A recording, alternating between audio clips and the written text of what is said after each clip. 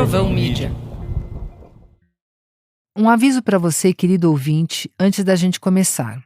Esse é um episódio especial que foi gravado ao vivo no Festival Fronteiras, em Porto Alegre, em maio de 2026. Tinha uma plateia de umas 300 pessoas que lotou o auditório da Catedral Metropolitana. Então você vai ouvir um pouco de eco e barulho, mas também espero vai se emocionar ouvindo a Cato. E essa semana não vai ter episódio bônus aqui no podcast, porque a pergunta que ela me fez no fim da nossa conversa foi bem curtinha, mas eu adorei responder. Fica até o final para ouvir. Por fim, fica o nosso muito obrigado ao Festival Fronteiras por ter proporcionado esse encontro super especial. A gente deixou o link do Instagram deles aqui na descrição do episódio para você conhecer mais e saber de tudo que rolou em Porto Alegre.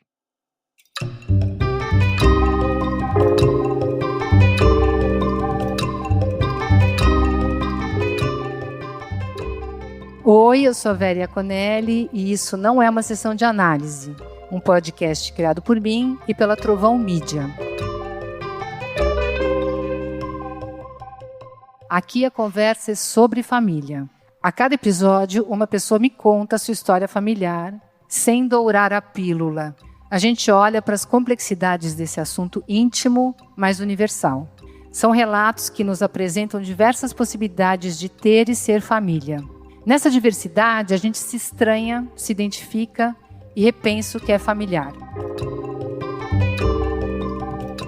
Hoje, pela primeira vez, gravamos ao vivo. Isso não é uma sessão de análise, aqui nessa catedral incrível, em Porto Alegre. A gente está no Festival Fronteiras, um espaço muito especial. E a minha convidada de hoje é gaúcha. Morou um tempão em Poa. É a cantora e compositora Cato. A filha da Marlete e do Oscar, a irmã do Davi, da Letícia e do Dan.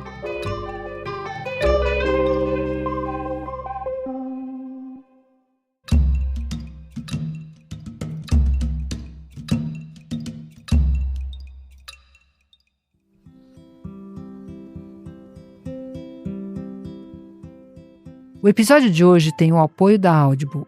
Tem histórias que começam quando alguém encontra um nome possível para si. Isso me faz lembrar de Ninguém com Esse Nome, uma audiosérie original da Audible que toca justamente em questões de identidade, pertencimento e reconhecimento. É uma ficção para escutar, tipo uma radionovela, com Eduardo Moscovis, a Cláudia Duarte e grande elenco. Muito delicada e emocionante. A Audible é o maior serviço de audiolivros e audioséries do mundo, da Amazon.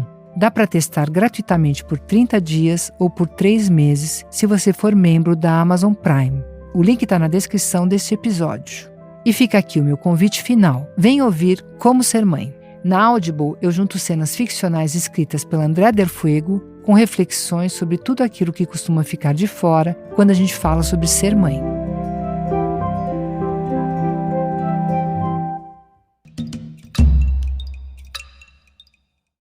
Bem-vinda, Cato.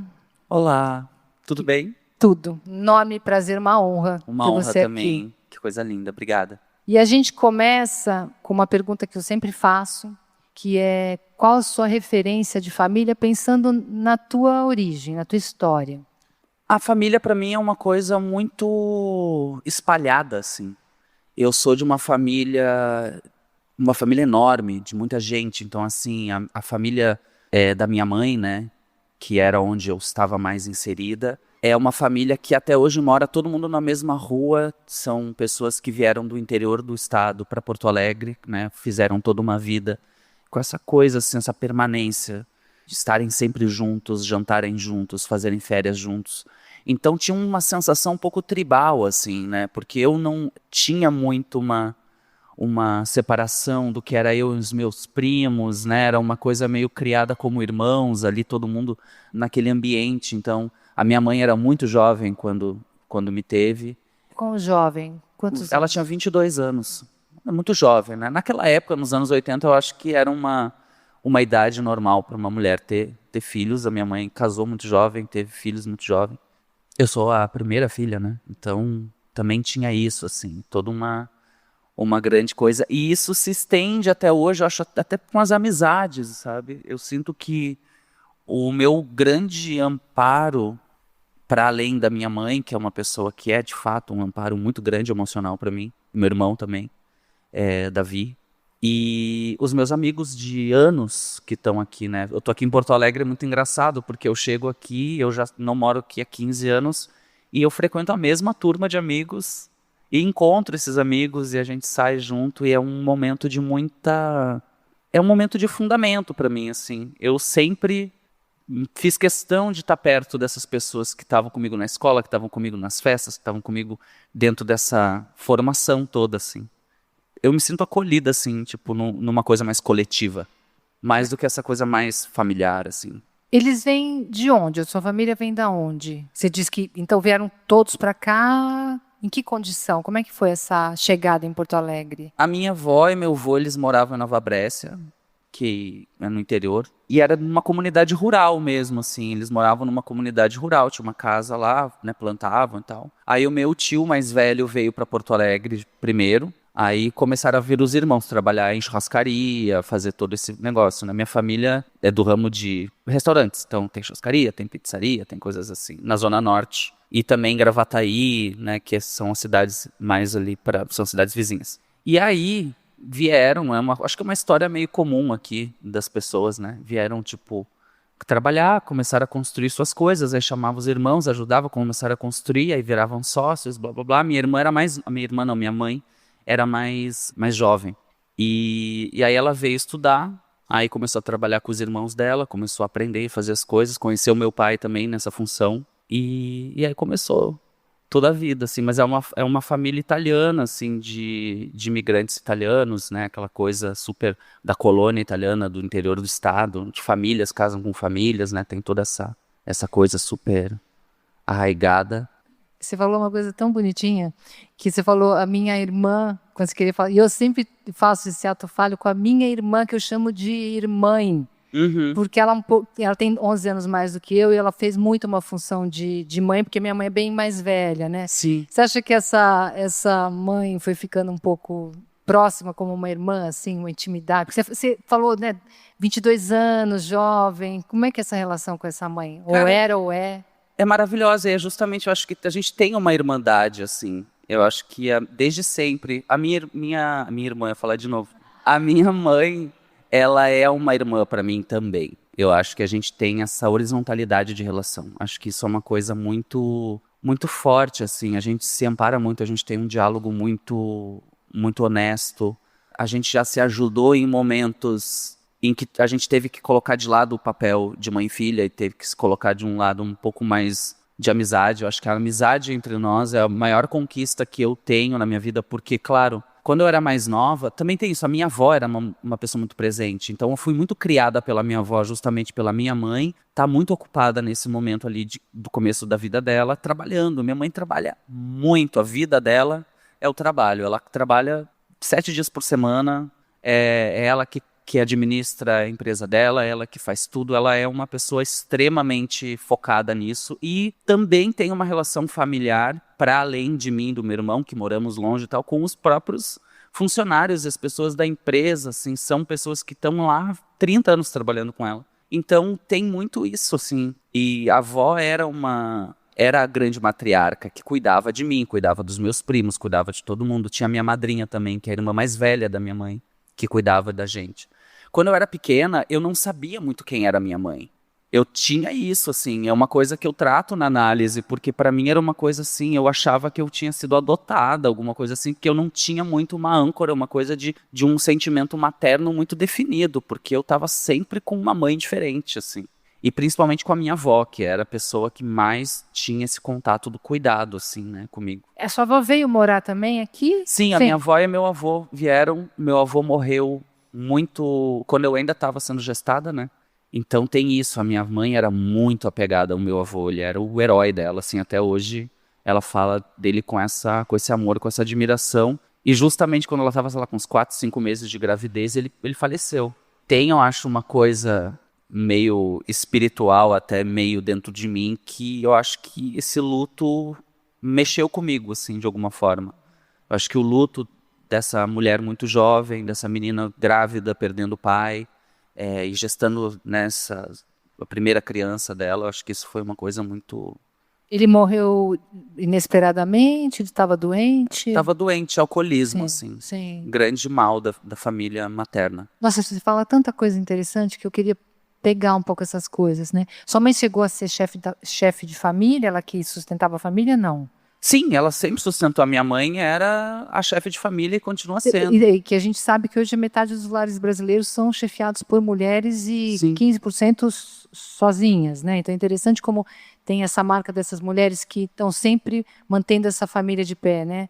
E essa confusão entre as mães, a gente tem um trabalho tão bonito da Cláudia Fonseca, que é uma antropóloga que trabalhou aqui em Poa, falando muitas vezes dessas crianças que sentem que têm, e tem mesmo, mais mães, porque circulam entre mães diferentes, às vezes até vizinhas, que assumem essas funções, né? Que ela chama dessa circulação de crianças, e que vai fazendo a família ficar muito menos redondinha do que aquela coisa de mamãe e filhinho.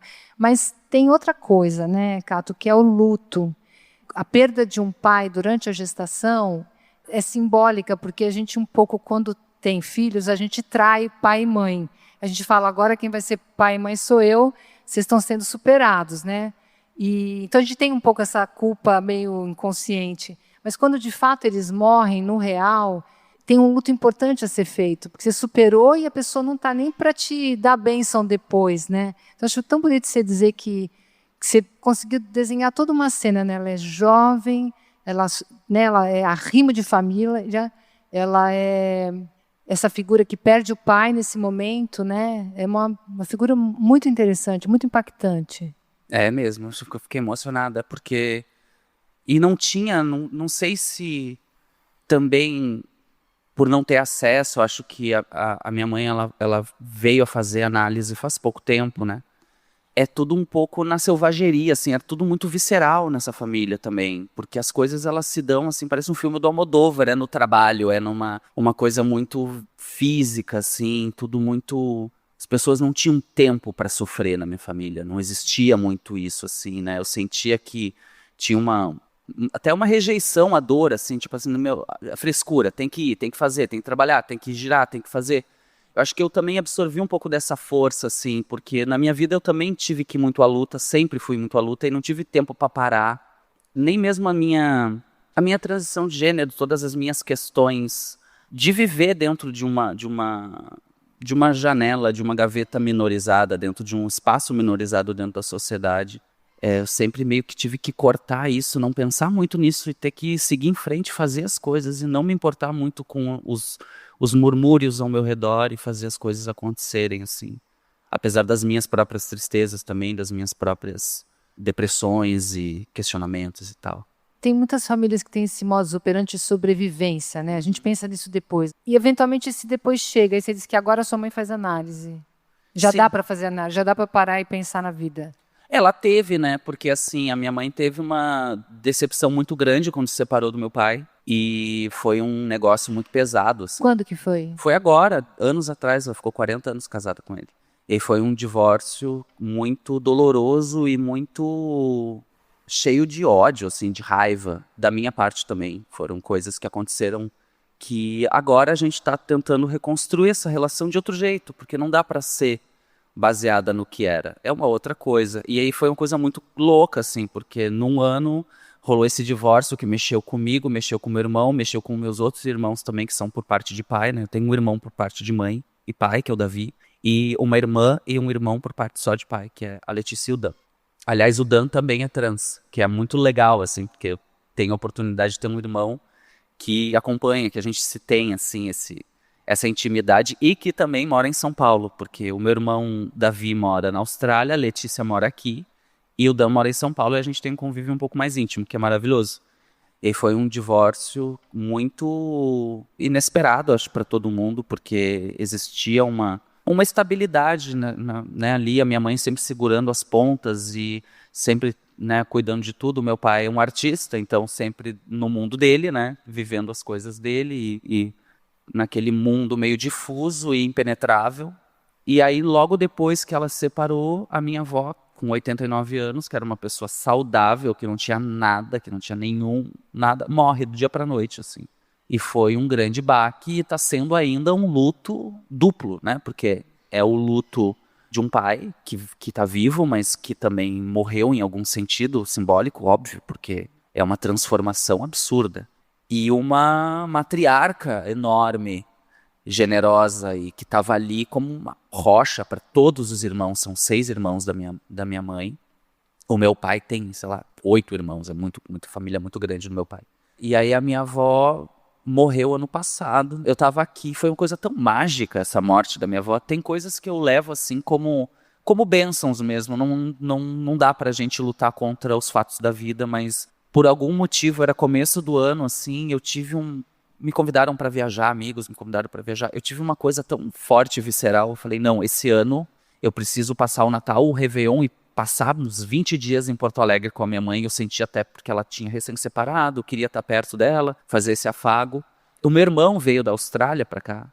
Então tava eu, meu irmão e a minha mãe aqui. E a gente tinha viajado pra Praia do Rosa, tava chegando em Porto Alegre. No mesmo dia eu ia ter uma participação no Sarau Elétrico, que é um evento lindo de literatura, música, poesia, com a Katia Suman, o professor Fischer, lá no Ocidente. Então, um negócio super tradicional aqui de Porto Alegre. A gente chegou de carro, minha avó estava na frente de casa, tomando o chimarrão dela, normal, tranquila, ótima. Aí eu fui pro Ocidente, a minha mãe foi me encontrar lá, teve o evento lá, a gente ficou juntas, jantou, junto com a Kátia também, jantou junto com os amigos lá. E aí chegou um horário da noite, a minha mãe morava com a minha avó. Minha avó morava na casa de baixo, a minha mãe morava na casa de cima. Parece uma casa de 2 andares, mas são 2 casas. E aí eu tava lá nesse bar lá do Bonfim, e a minha mãe falou, a gente tá indo, vamos junto. Eu falei, não, eu vou ficar um pouco mais com a galera, vocês vão, depois eu encontro vocês em casa. Deu uns 20 minutos, quando eles já tinham saído, meu irmão me liga desesperado, chorando, sem saber, totalmente sem chão, assim, e me fala que a avó tava morta. Eles chegaram em casa, tipo, viram as luzes ligadas, era meia-noite, ela não tinha esse costume, abriram a porta e ela tava, tipo, caída no chão. Tipo, com o fogão ligado, fazendo comida, assim. Ela tava lá pelo menos umas 2 horas, pelo jeito. Foi um mal súbito, ela simplesmente teve um treco, caiu no chão e pronto. E lógico que foi um choque, porque foi muito inesperado. Muito, né? Perguntou sobre o meu avô. O meu avô não, meu avô ficou realmente doente, né? Tipo, durante muito tempo, por causa de cirrose. Acho que ele teve alguma coisa assim, eu não lembro. Mas era coisa em decorrência do alcoolismo. A avó não. A avó foi até o último dia de vida dela trabalhando.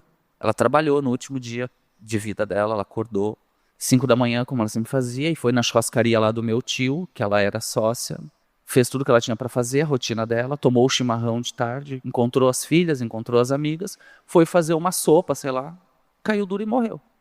E era justamente o jeito que ela viveu a vida inteira, porque a minha avó nunca deu trabalho, ela nunca foi sempre muito independente. Eu acho que era sobre isso também que me pegou muito, assim. Ela foi sempre uma pessoa muito independente. Como ela morava junto da gente, a minha avó, ela era a minha figura de proteção, porque a minha mãe era muito mais autoritária que ela, meu pai era muito mais, não tinha muita participação, assim, nessa coisa de Mais autoridade. ausente. Um pai mais ausente? Ele era presente porque estava em casa, mas ele era emocionalmente inacessível. Sim, Então, assim, era uma pessoa que ele se fazia presente através da arte. Ele me levava no cinema, ele comprava os desenhos que eu via, ele se colocava nesse lugar mais de um mentor cultural, me ensinou música, a gente, né, tinha esse contato através da música, através das coisas, que era muito legal também. Ele é uma pessoa muito legal, tem muitas qualidades também, óbvio. Mas aqui uma criança precisa demanda certas coisas que, enfim, que às vezes peca, né? Mas eu acho que a vida é assim, não tem... Mas eu acho que é interessante pontuar como às vezes os homens não vão embora, não abandonam, embora muitos abandonem, mas a presença é uma presença tão questionável, tão curiosa, meio coadjuvante, não inteiramente responsável pelo que está em jogo ali. Não, nem um pouco. Fica com a parte mais fofa, ou não fica nem com a parte fofa, vem só para bronca.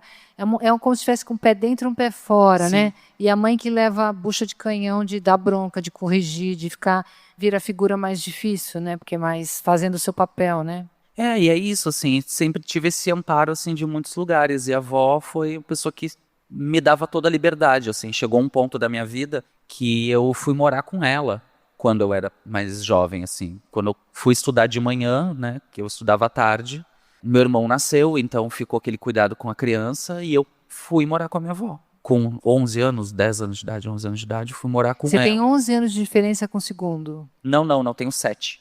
A 7? Ele tava pequeno ainda, né? Sim. Fui morar assim, ia pra escola, né? Eram 2 casas, uma em cima da outra, então ia pra escola, passava o dia lá na casa da minha mãe, fazia as coisas todas, jantava e ia dormir com a avó. Dormia lá embaixo que eu tinha o meu quarto, porque na casa da minha mãe não tinha um quarto pra mim, tinha um quarto só pra os dois, assim, era um quarto pras 2 crianças, e eu precisava de uma certa privacidade, assim. Aí eu fui morar com a minha avó, que tinha um quarto vago, e lá foi que também piercing, eu quero fazer um piercing, minha mãe não deixava, minha avó me dava o dinheiro, eu ia lá e fazia. Quero sair, não pode, aí vou lá e Vó é saía. tudo, eu advogo pelas avós. E ela foi, tipo, a patrocinadora da minha rebeldia, graças a Deus, porque eu acho que também tinha isso. A minha mãe falava uma coisa quando eu era criança, muito boa, que ela sempre falava assim, eu fazia o que eu queria, porque eu sabia que eu não estava fazendo nada de errado. Então ela desobedecia também, a minha mãe também era da pá virada, ela saía, fazia a festa e ela não estava nem aí. E só que ela ficou muito mais autoritária à medida que ela percebeu que eu era LGBT. Porque quando eu comecei a adolescer, aquela criança tímida, introvertida, que não tinha voz, começou a se rebelar. Que não tinha voz, Cato. Como assim? Que lindo isso. Eu não tinha E voz. agora você tem toda a voz do mundo, né? Pois é. Agora sim. Mas é uma voz que não é só a voz física, é a voz Sim. da palavra, da verdade, né? De poder contar a verdade. Isso é uma coisa muito louca.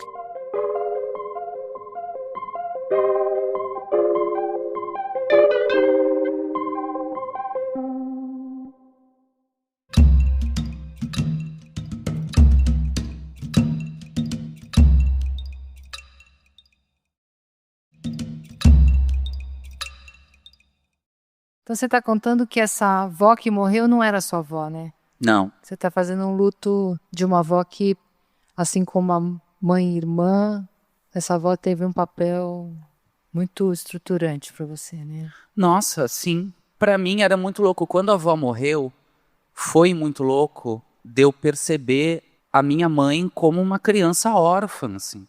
Eu fiquei muito mexida com isso. De perceber o quanto a minha mãe estava desamparada de não ter a mãe dela ali. Porque tudo que a minha mãe fez na vida, ela teve a avó para segurar o rojão. Mas para você não era perceptível, você achava que era uma coisa só. Olha que interessante. Para mim, a ideia da maternidade vinha junto dessa estrutura. Porque eu sempre soube que a prioridade da minha mãe era o trabalho dela. Ela nunca escondeu isso, acho que ela sempre foi muito legal também, né, de ter isso. Minha mãe sempre viveu para isso. Isso era o mundo dela, era a paixão dela, o trabalho dela, como a minha paixão é o meu trabalho. Eu acho que isso não tem nenhum problema, assim. Sempre fui muito bem resolvida até com isso. Mas quando a minha avó foi embora, há pouco tempo, acho que tudo começou a se ressignificar. E até mesmo esse elo entre eu e ela ficou muito mais forte. Eu acho que também por causa da minha transição. Porque tinha essa coisa esquisita desse papel de gênero estranho que não se resolvia dentro de mim. Até que eu percebi que eu era uma delas.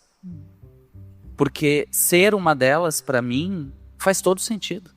Né? Teve um dia dentro das minhas catarses, porque a transição vem com muitas catarses, e são catarses violentas, não são catarses pouco catárticas, é um negócio animalesco. E eu tive, assim, quase uma incorporação satânica, assim. Desculpa, é a Catedral de Porto Alegre. Mas tem essa relação que eu até visualizava nas coisas medievais, né? Tipo, os livros de ocultismo, essa coisa que hoje eu consigo compreender como uma possessão arquetípica, às vezes, né? Que tem esse tipo de coisa. E aí eu falei pra minha mãe, num momento de muito jogo, assim, eu falei assim, eu nunca fui um menino tímido, um menino sem voz, um menino fraco, um menino que não se expressava, um menino que só tinha a música. Eu só tinha a música, então a música pra mim era tudo, porque a música era o único lugar que eu tinha um espaço de verdade, que também era muito limitada, porque eu podia cantar, eu não podia dizer nada sobre mim. A voz, ela sempre foi uma maneira de me proteger para eu poder trabalhar, para eu poder me inserir, para eu poder me descobrir, para eu poder fazer tudo isso. Mas eu só consegui, de fato, contar a minha história como compositora, como escritora, como uma pessoa que tem algo a contar de si mesma há muito pouco tempo. Só agora eu estou conseguindo compor músicas que falam explicitamente sobre a minha experiência de vida, que falam explicitamente sobre o que eu penso, o que eu falo, o que eu sinto, sendo a pessoa que eu sou, no meu ponto de vista. Porque durante muito tempo eu escrevia coisas que eram mais alegóricas, ou eram coisas um pouco mais pela forma do poema, ou pela forma, né? Tinha o sentimento ali, tinha uma verdade ali, mas ela não era na cara, ela não era escrachada. Ela era envolvida de subterfúgios para eu não ter que me expor desse jeito, ou então cantando canções de outros autores que me traduziam muito, mas que não eram as minhas palavras, mesmo que fosse também, porque eu acho que ser intérprete é isso. Mas eu falei pra ela, eu nunca fui esse menino, porque eu sempre fui a tua filha. E essa pessoa tem muita personalidade, essa pessoa é dona da sua vida, essa pessoa lutou pra caralho pra chegar onde tá. Essa pessoa que vem de um pai músico e de uma mãe e de uma avó que me deram as ferramentas para eu poder estar no espaço que eu tô hoje, porque isso não é talento, isso é luta, é resiliência pra caramba, né? Pai músico. Sim. Tem tanta coisa que eu gostaria de perguntar. Quanto tempo faz que a sua avó faleceu? Faz um ano, eu acho, um ano e pouco. Muito recente. É muito né? recente. É muito recente. Tá. Porque reorganiza a família toda, né? Você tem uma taxinha do mapa que sai e as pessoas têm que arranjar uma outra taxinha de referência. É muito importante esse luto. Sim. Você quer contar um pouquinho como é que caiu nessa estrutura de família que vem do interior, batalhando para mudar de classe social, para alcançar alguma condição diferente? Essa tua experiência pessoal com a transgeneridade? Como é que foi? Como é que cai com esses irmãos, com essa... E depois eu quero saber mais da catarse. Eu sempre me senti um peixe fora d'água, assim. E desde muito cedo, eu era pequena, eu tenho memórias claríssimas de ter 2 anos, 3 anos. Eu acho que foi quando isso começou a aparecer, porque não era uma questão de gosto de meninos, era eu sou uma menina.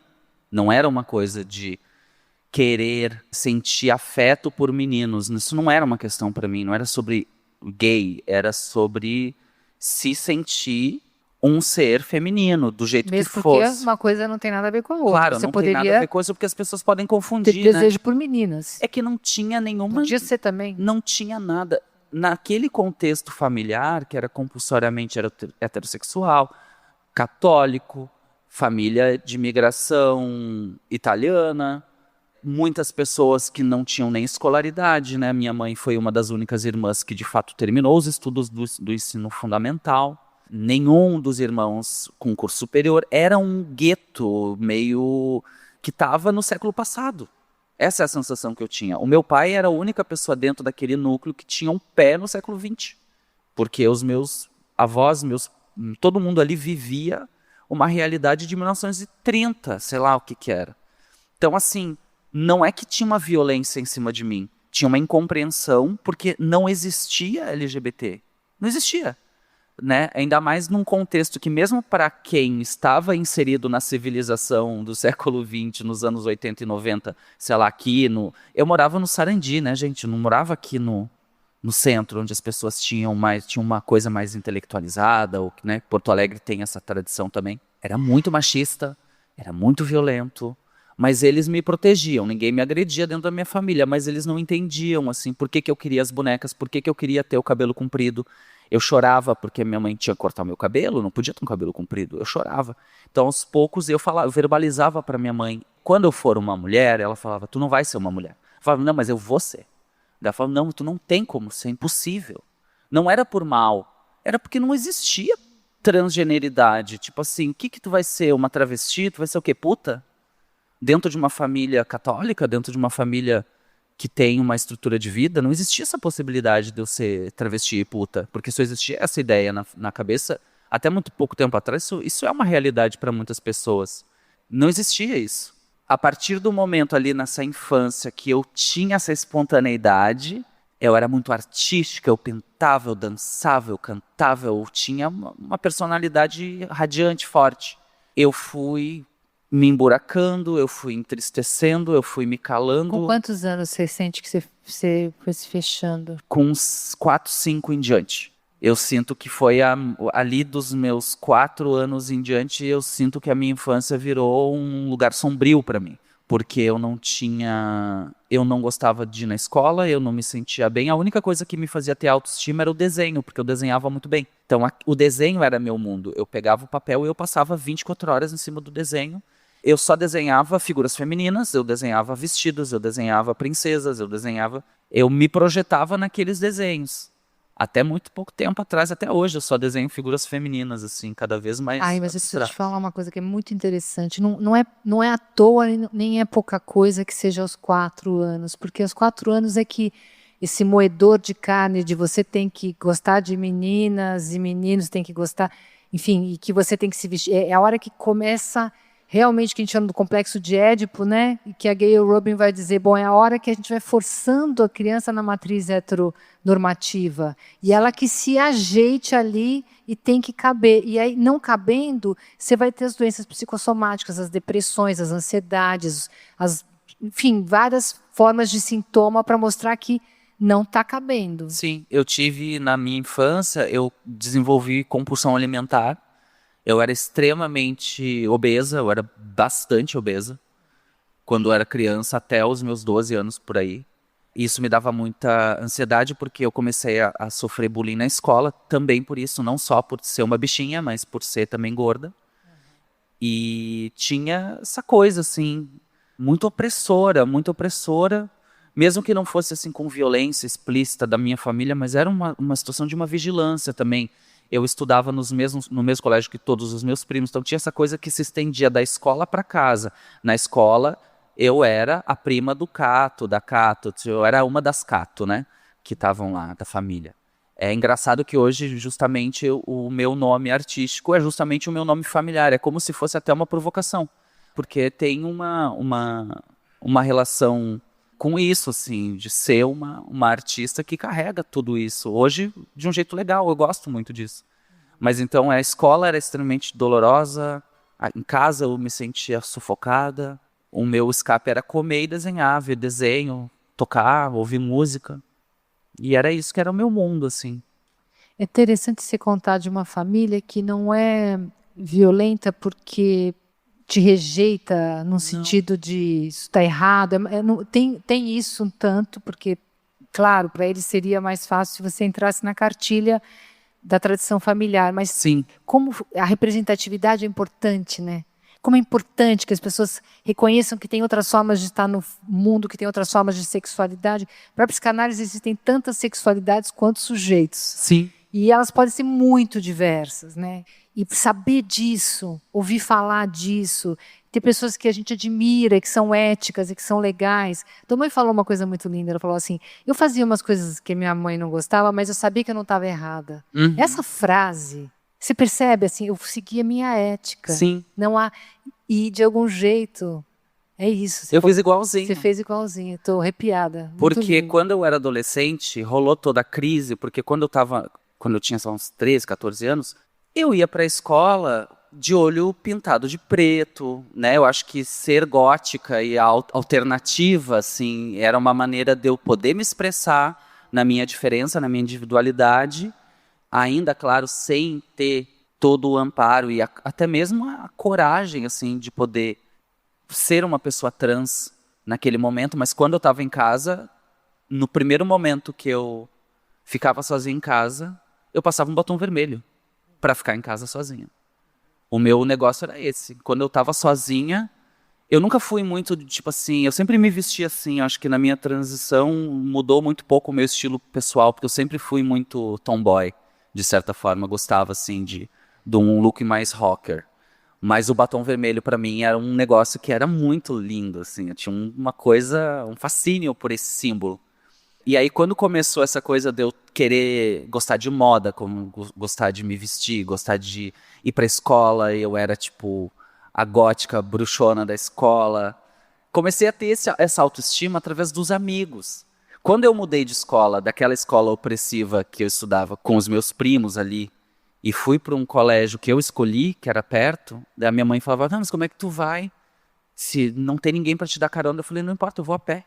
Essa coisa da autonomia foi uma coisa que foi uma bênção Uma dificuldade, mas que no fim eu sei que foi uma bênção, porque eu sempre fui provocada a ser independente. Eu tinha que, para sair do sistema, eu tinha que criar o meu jeito. Então eu tinha que acordar, eu tinha que pegar as coisas, eu tinha que ir a pé para a escola. Eu ia a pé para a escola vestida do jeito que eu queria. Minha mãe ficava louca. E aí teve um momento que ela começou a me proibir. Porque tipo assim, não, tu não vai em tal festa. E eu mentia. Não, eu vou dormir na casa da Tamires, que é a minha melhor amiga desde... Quem nunca? Não, eu mentia mesmo. Teve um dia que eu falei pra ela, eu menti muito, eu mentia, eu me enganava, eu fugia, eu fazia tudo. Meu lema é minta, fuja e desobedeça no mundo, porque tem que ser.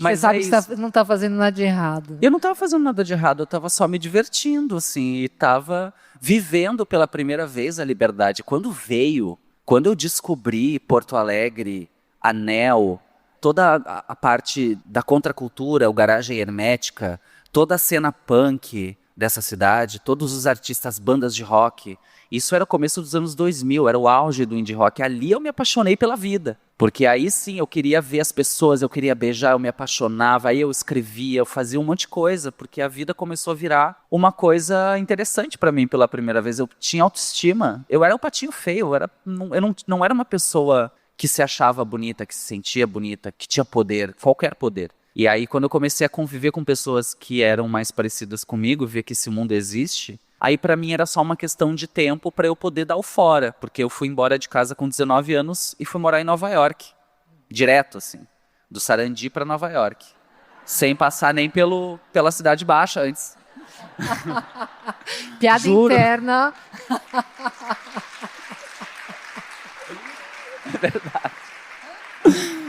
Ai, mas assim, parece uma coisa meio assim, era uma coisa um pouco burguesa, era. Mas não era tanto, a minha mãe não tinha tanta grana, assim, era porque, de fato... Você podia ter feito outras coisas com esse dinheiro, o que você fez foi se emancipar. O Foi. problema não é ter dinheiro, é o que se faz, né? Não foi, sei lá, fazer qualquer bobagem, foi se emancipar. Nossa, sim, é que a minha mãe sempre prezou muito pela educação, então a gente estudou inglês desde muito cedo, né? Fazia aqueles cursinhos de inglês, família de classe média, normal, assim, e eu era muito boa, e eu sempre me interessei pelo mundo, pelas viagens, eu gostava de ler livros sobre os países, sobre as culturas, eu sonhava em morar fora daquela casa. Depois eu entendi que o meu verdadeiro sonho, eu estava pensando nisso esses dias, fazendo um balanço sobre a minha vida, sobre os meus desejos e o que eu já conquistei, o que eu ainda desejo conquistar. Mas eu percebi que tinha uma coisa que era um centro em tudo isso, que o meu verdadeiro sonho não era ser uma cantora reconhecida, não era tipo nada disso. Quando eu quis viver um mundo, o meu verdadeiro sonho era ir embora daquela casa, o mais rápido possível, para o lugar mais longe possível. Eu lembro de um filme que eu amo, do Karim Ainuz, que chama O Céu de Sueli, que é lindo. Que ela tá lá numa cidade pequena, né, no Ceará, e ela chega na rodoviária e pergunta: qual é o lugar mais longe que vocês têm passagem? Eles falam: para Porto Alegre. Daí eu falei: nossa, eu sou a Sueli, só que o contrário, né, eu tenho que ir pro outro lado. E eu não tenho mágoa da cidade, não é isso, gente. Tipo, não é sobre, ai, não gosto de Porto Alegre. Eu adoro Porto Alegre, adoro a minha Porto Alegre, os meus amigos, a minha cena. Tenho até uma música que fala sobre isso. Mas essa necessidade de conhecer o mundo e de sair desse lugar. E também depois, para cada vez mais, com a maturidade, entender o quanto eu sou totalmente igual àquelas pessoas e eu continuo ali, de alguma forma. Porque conhecer o mundo nesse sentido não é o turista que tica os lugares, né? Se conhecer, né? Sim. É se reconhecer em outros ambientes nos quais você pode se expressar e se responsabilizar, inclusive, pelo que você faz e deixa de fazer. Você já não tem nem a desculpa do outro que não te deixa. Você tem que se organizar com as suas questões. E agora a gente passa para a segunda pergunta, porque esse programa só tem 2 perguntas. Nossa.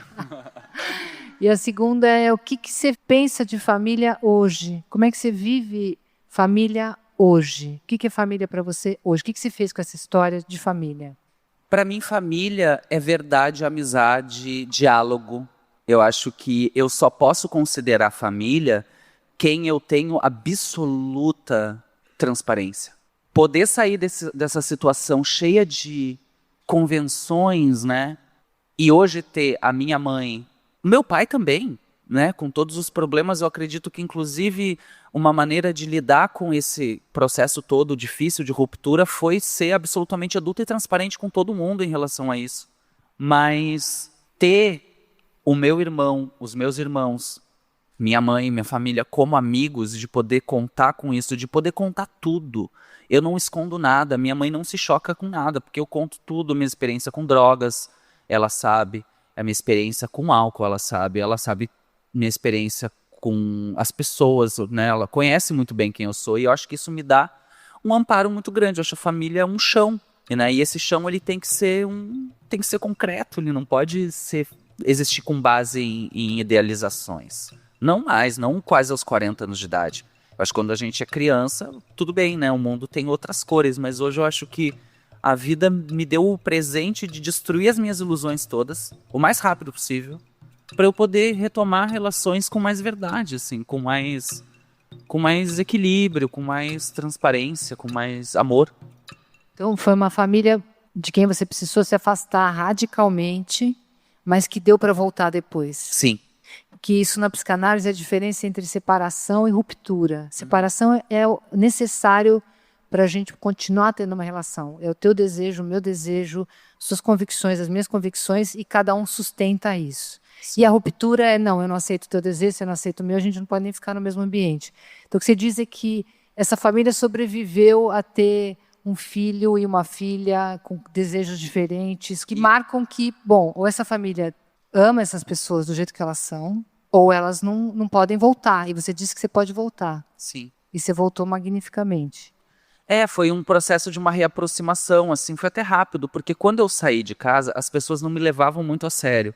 Porque eu falava, eu vou embora, eu vou fazer, eu vou acontecer, eu vou fazer, eu vou acontecer, eu vou gravar disco, eu vou fazer. Eu era assim.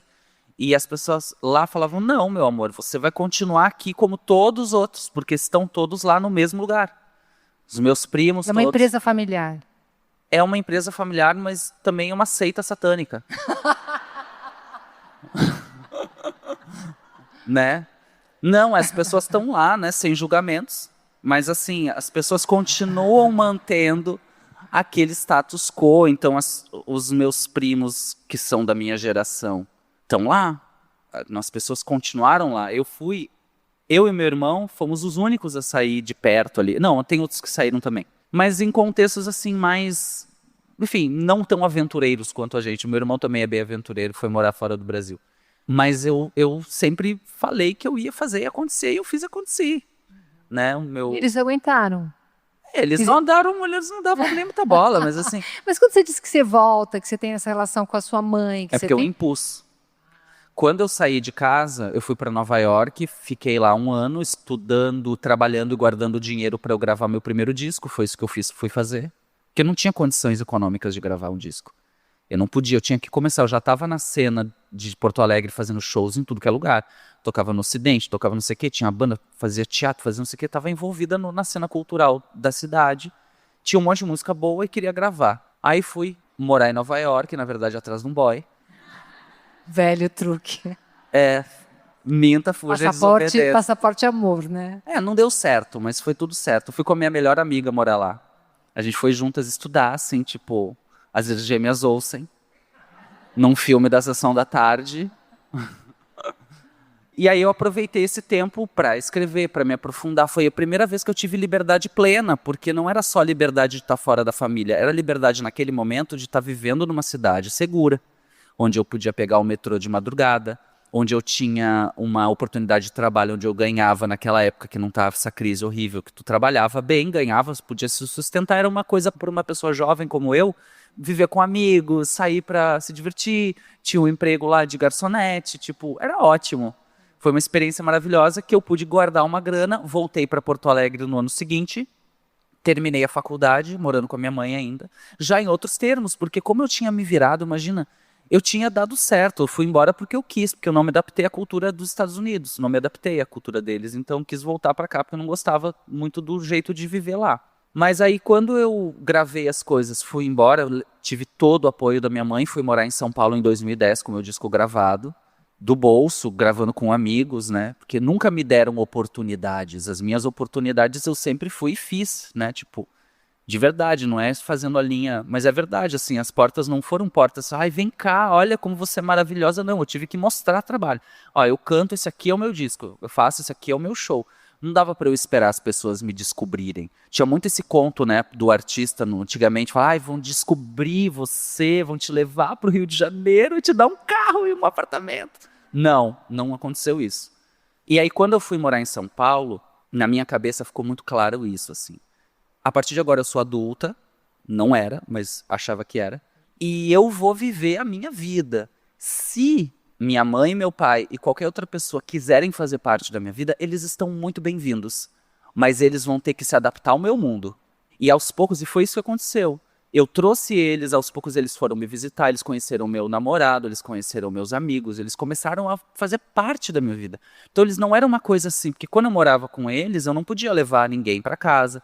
Era uma situação, você não tinha uma vida normal de uma adolescente com seu namorado, né? Não tinha muito Você uma vida normal. testou o amor deles totalmente, né? O quanto vocês querem estar comigo. Porque é isso, eu já tinha desde muito cedo a ideia de que eu ia ter que seguir em frente. Tipo, eu não vou poder parar a minha vida, meus projetos para fazer parte disso, ter que abrir mão de uma coisa que eu não achava justo. Mas esse é o preço do desejo, né? Bancar o desejo é correr o risco de que o outro simplesmente você perca o outro, mas senão você se perde. Você fica aquela criança de 2, 4 anos completamente desesperada porque não pode ser junto das pessoas que mais ama, né? Sim. É totalmente mortífero, né?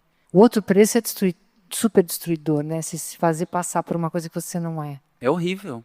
E eu tenho sequelas disso, assim, por mais que eu tenha tido, acho que uma postura bastante altiva, assim, durante toda a minha formação, acho que mesmo assim tinham coisas ali que só depois que eu entrei mesmo na psicanálise que eu consegui desabrochar, assim, lá pelos 30 anos de idade. Que durante os meus 20 anos eu estava muito ocupada trabalhando, fazendo música, né? Tipo, eu não tinha muito tempo para mim, eu era um É o corpo. que você falou, né? Empurrando, vai É, trabalhar, vai fazer, depois a gente pensa, depois a gente pensa. E se depois chegou com 30? chegou com 30. Tipo, eu preciso ser feliz. Não aguento mais ter essa angústia, não gostar de me olhar no espelho, não é possível que eu não goste de me olhar no espelho, que eu não conseguia ser fotografada, não gostava de gravar vídeo, eu sentia que o meu trabalho era incompleto, porque eu não estava ali, eu não tinha corpo, eu tinha uma voz, mas eu não tinha corpo, eu não era corporificada. Os meus primeiros discos, meu primeiro disco e o ao vivo, os dois primeiros, é bonitinho, porque eu era uma criança ali pra mim, eu tinha 22 anos de idade, mas era com o cabelo na cara, toda de preto, não aparecia. Eu cantava e escondida, no escuro, né? Tipo assim, era uma sensação de, e aos poucos eu comecei a aparecer. E quando eu apareci, a minha vida girou, a minha vida funcionou. Incrível, porque são 30 anos nos quais o sofrimento do sujeito é totalmente fruto de intolerância, né? Sim. Quer dizer, não tinha nada de intrinsecamente errado com você, era só o que se é. E quando não é aceito, né? Porque os pais, eles tentam, muitas vezes, proteger os filhos da violência de fora e vão criando uma situação para o filho tão insustentável que, no fim, as crianças sucumbem, né? Sim. Em nome de uma proteção que não existe, porque não dá para você não ser quem você é, né? E o que você faz é uma escolha que corta na carne, tipo, assim, ou eu, ou vocês, eu vou ficar comigo. Sim. Eu foi muito cedo, assim, que eu tive uma... Eu lembro que foi um embate que eu tive com a minha mãe e com meu pai. Logo na adolescência, nesse momento ali de que eu tava muito espalhafatosa, eles desesperados, vendo que eles não... Porque fica assim, é bichinha, mas não é bicha. É tipo uma coisa assim, sabe? Tipo uma negação mesmo. Tipo, não pode ser, não é. E uma coisa como se fosse um castigo para eles, né? Que o problema era eles tinham uma criança LGBT em casa, então aquilo era sobre eles e sobre o que eles performavam, né? Mais do que sobre mim. E aí quando a merda foi pro ventilador, literalmente, tipo, que não tinha mais como sustentar aquela coisa da negação deles em relação a mim na adolescência, rolou uma intervenção e eles literalmente falaram que iam me internar. Então, assim, foi nesse nível. E quando eu ouvi isso, eu fiquei assim, eu acho que eu me fortaleci de um jeito. Porque foi um embate, assim, uns sentados na minha frente, eu aqui, tipo, sendo uma inquisição em cima de mim. E um terror assim, surreal. E aí foi um momento que eu falei, não, vocês perderam completamente a noção. Tipo assim, pelo amor de Deus, né?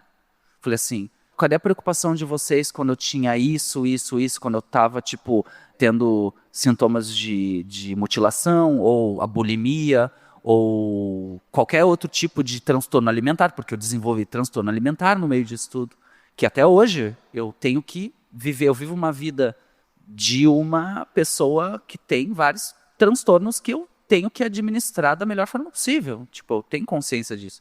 Então, assim, eu tinha problemas reais graves de autoestima, eu tinha problemas reais de mutilação, de ideação suicida, todos os tipos de coisas horríveis que uma adolescente problemática pode ter na vida. E aí isso não era um problema, isso era frescura. O problema era eu ser LGBT. Aí eu tinha que ser internada por ser LGBT. Não por ser bulímica, não por ter depressão ou por apresentar qualquer tipo de quadro. Desde muito pequena eu fui muito... E eu acho que isso era uma coisa da época. Eu fui muito silenciada, assim, até nos mínimos detalhes. Meu pai falava, não, ela inventa coisa. É como se eu estivesse fantasiando coisas para chamar atenção. Um clássico exemplo, a minha miopia. Eu era míope em casa, assim, tipo, eu não enxergava bem. Quando eu tinha uns 9, 10 anos, eu comecei a falar, gente, eu preciso ir no oftalmologista. Eu não enxergo. E eu comecei a falar, e aí meu pai falava, não, isso é bobagem, isso é frescura, tu tá inventando, tu tá dizendo... E ficou um tempão assim, e no final das contas eu fui no oftalmologista e eu tinha, sei lá, hoje eu tenho 3 graus e meio de miopia, na época eu devia, sei lá, ter 2 graus. Então assim, eram coisas que eu até mesmo falava, eu preciso ir num psicólogo. Eu falava, eu tenho que ir no psicólogo. A minha escola me orientou a ir no psicólogo. Não, tu não vai no psicólogo, porque o psicólogo, tu não é maluca, tu não tem que ir no psicólogo. Não podia escutar nada, né? Porque tudo levava para essa outra questão que não era possível. Que eles não queriam ver. Eu vou entendendo que você vai dizendo que família hoje é quem tiver a altura de te aceitar do jeito que você é e bancar isso com todo o amor que você merece. Eu acho que não é nem aceitar, porque eu não tô pedindo aceitação. Perfeito. É puro, é simplesmente natural, é o que é. Sim. Né? Tipo assim, eu acho que tem uma naturalidade das relações que ou tu tem naturalidade para conviver com prazer, ou tu não tem naturalidade para conviver com prazer. Eu tenho respeito por pessoas que eu não quero conviver.